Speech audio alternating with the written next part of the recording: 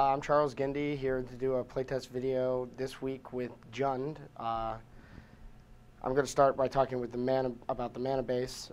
Mana base, here we have the full set of 12 Shocklands because we're playing a 3-color deck. We're going to need a lot of mana fixing.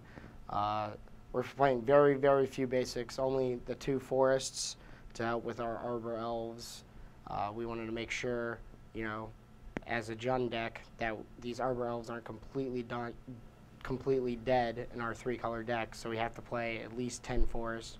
I'd probably like an 11th, but this is Reed Duke's Jund list that he's been championing for the last few months.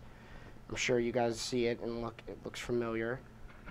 We have Kessig Wolfrun as our utility land that is also our mana sink for our deck besides the Olivia Valderons. But that's pretty much the mana base, is just, your standard 12 Shocklands, then the 4 Woodland Cemeteries, 3 Dragonskull Summits, 2 Rootbound Crags, a couple Forests for our Arbor Elves, and Kessig Wolfruns. Then we come over here to our spells. We have our creature base over here up top, where we have 2 Arbor Elves, 4 Huntmasters, 4 Thragtusks, and 3 Olivias. And Huntmaster and Thragtusks, obviously we're using those more defensively to let us live to our big late game spells and let Olivia take over the game.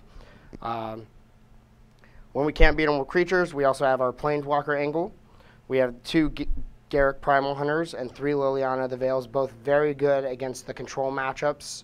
Garruk also pretty good against the aggro matchups, not as good. I board this out a lot against like the red-green and Naya Blitz decks, since you won't be living to 5 mana that often, and when you do, you need to cast Thragtusks. Liliana the Veil, also good against the aggro deck, since killing a creature and preventing 2 to 4 damage can be really important in the early games or early turns of the game. Since we're not playing a lot of creatures early, we want 4 Farseeks to accelerate us to our Thragtusks and our Huntmasters and our Olivia Valderons.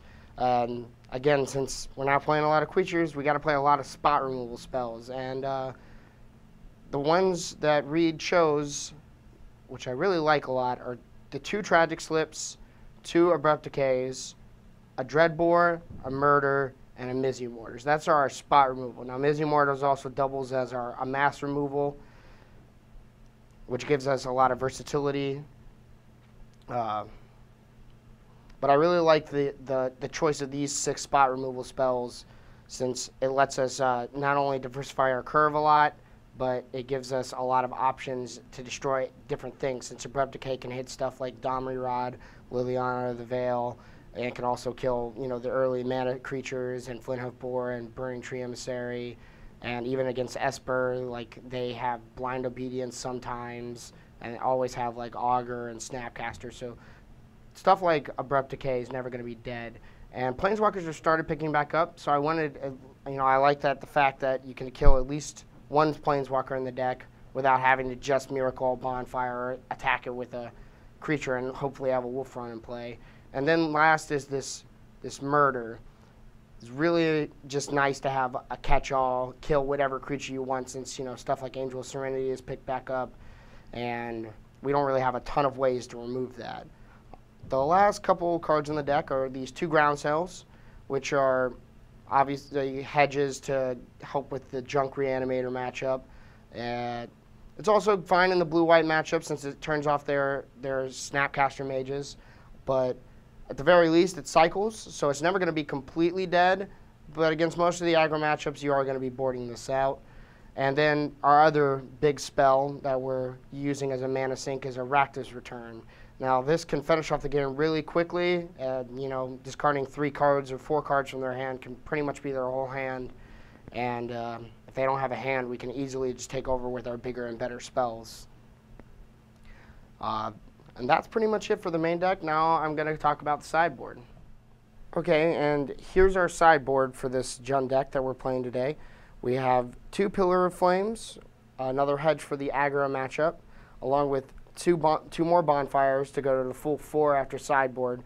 Really important for the Naya Blitz matchup, the green-red aggro matchup, any deck that plays a lot of cheap mana dorks, you definitely want 4 bonfires to try to get rid of all their creatures and make your spot removal better. Then we have the 3rd Tragic Slip, so we go up to,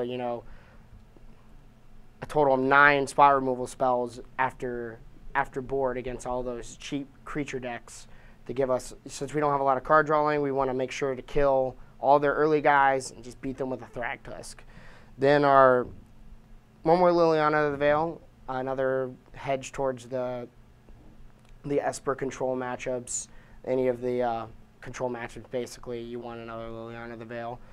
Also the same with Duresses. We want those for the Esper control matchups or any of the heavy spell decks, blue, white, red. Not so much Junk Reanimator because they're mostly creatures, but blue, white, red, and Esper control definitely. Vraska has started picking back up a little bit in sideboards of the Junk Reanimator matchup, and we're kind of using it the same way. Kill their lands in the Junk Reanimator matchup, but it's also just a catch-all. It kills the other planeswalkers that we don't have a ton of ways to actually kill other than our Dreadbore. And it's nice to have answers to artifacts and enchantments that cost more than 3, like Witchbane Orb, for example. So that's why we have the 1 Vraska. Then we have 2 Slaughter Games, another sacrifice basically for the Junk Reanimator matchup. We want to be able to get rid of their Angel of Serenity so they can't loop us out. And Grafdigger's Cage, another great card for the Reanimator matchup. It's not good in multiples, and frankly, I'm not a huge fan of the card in Standard right now, but I think sacrifices have to be made in order to beat the best deck at certain points, and this is one of them. And Underworld Connections, great card for the Mirror matchup and any control matchups. The Mirror matchup, this card is almost unbeatable since you guys aren't doing anything. You have a ton of spot removal spells. You're just trying to empty each other's hands. So drawing extra cards for the cheap cost of 1 life a turn is really good. And then finally we have this last Rakdos Return, which is just another catch-all for the control decks.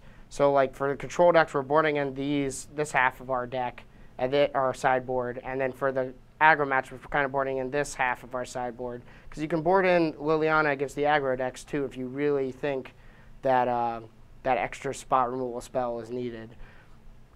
And then the Grafdigger's Cage was just a sacrifice to the Junk Reanimator matchup. But that's our deck, and hopefully I will show BBD how all the spot removal spells taste against the red-green deck.